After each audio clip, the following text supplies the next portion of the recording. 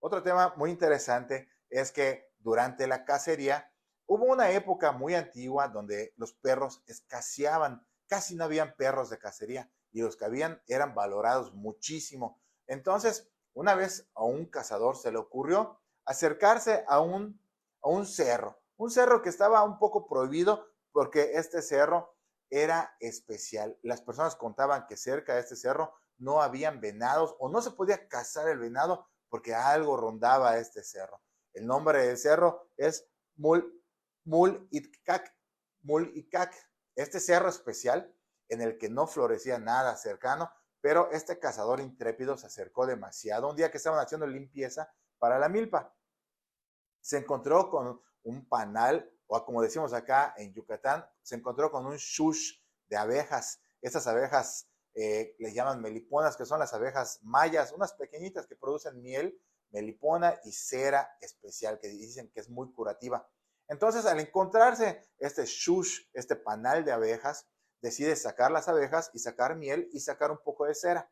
Y como él no tenía un perro cazador, esta persona decide hacer una figura de perrito con la cera, pero lo deja a un lado de él y en que estaba siguiendo con la limpieza de la milpa, que la milpa es este terreno especial donde se cultiva el maíz con diferentes métodos para los mayas, pues haciendo la limpieza se corta la mano y como ve a la figurilla ahí cerca de él, pues no se le ocurre mejor idea que poner un poco de sangre en la boca de este perrito de cera.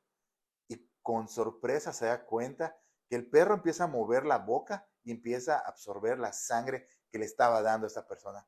En vez de asustarse, lo tomó como algo bueno, como una buena referencia que los dioses le estaban haciendo y decidió seguir dándole sangre cada vez que podía. Entonces el perro empezó a crecer y a crecer más. Entonces él ya no podía sostener el hambre que tenía este animal y el animal empezó a salir a cazar. Había noches que cazaba 2 venados.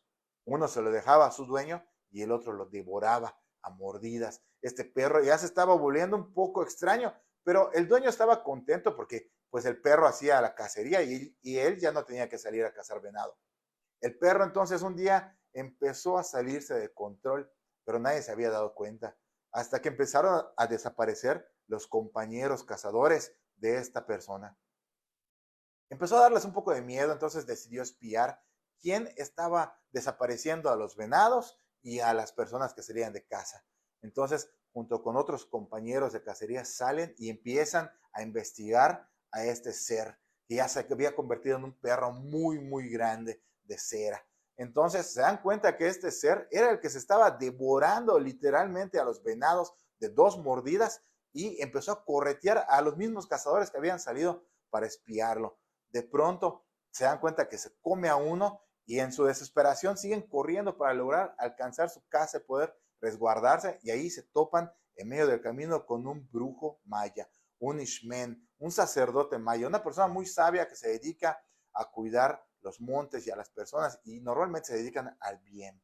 Entonces le comentan lo que había sucedido con este ser misterioso y con este ser de cera que ya había, pues se había convertido en algo malo para ellos y él agarra 9 cabellos y agarra un poco de una planta muy especial que se llama chichibé y hace una mezcla y con eso pone una trampa. Y entonces cuando el perro de cera empieza a cruzar, se atora ahí y entonces es cuando ya lo empiezan a atacar para poder debilitarlo.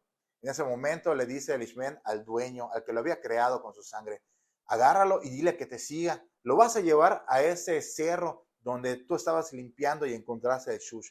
Ahí voy a hacer que se abra una puerta especial y vas a entrar y lo vas a meter y yo te voy a avisar cuando vayas a salir.